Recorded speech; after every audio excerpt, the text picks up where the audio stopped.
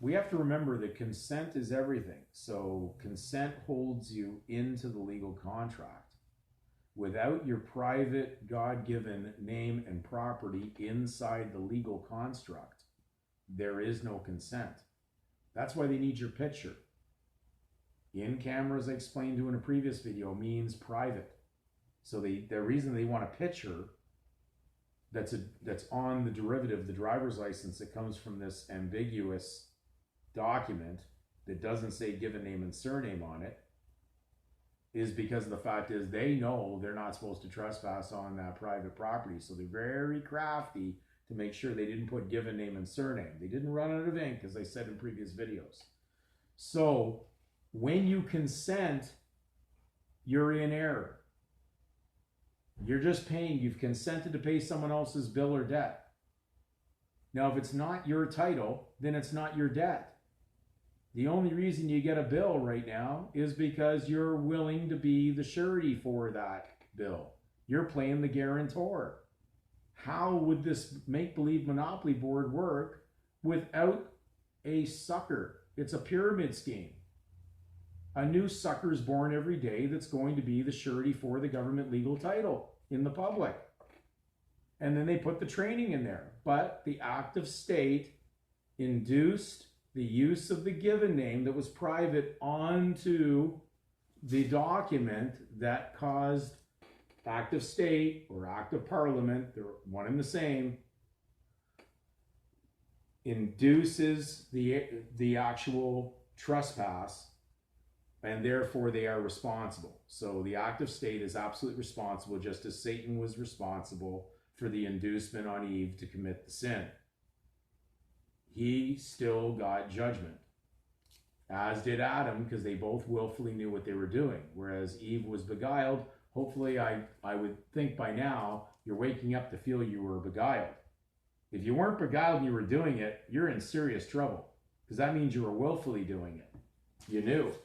So the act of state, now in the Canadian law system, they have a nice way of explaining it. But remember, this doesn't kick in while you're consenting. If you've consented, there's no mistake. When you discover the mistake and you stop it, there's no consent anymore. So in the Canadian criminal law, they have a wonderfully described situation for what happens when you give the notice. It's called officially induced error. Now, they're not guilty of any officially induced error when they have your consent, because consent doesn't put them liable. It'll make them liable when they get the notice.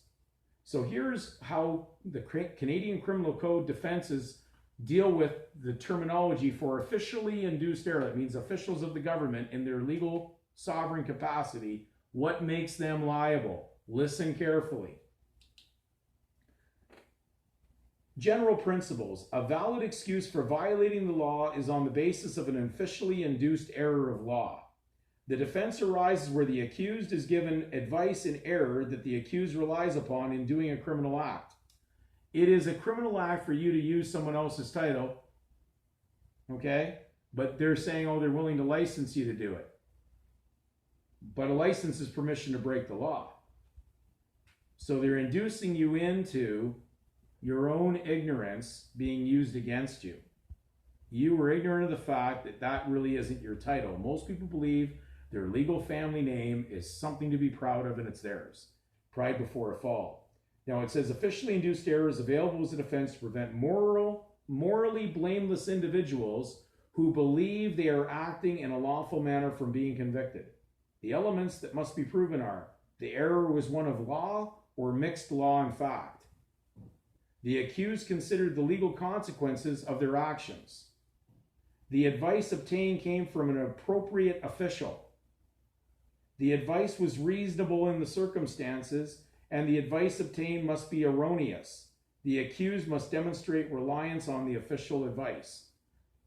They're not going to place themselves to be charged under officially induced error because they did the inducement and said, look, here, place the child's given name on the record, and then you can further trick the child later and manipulate its belief system to place something in the system that wasn't due.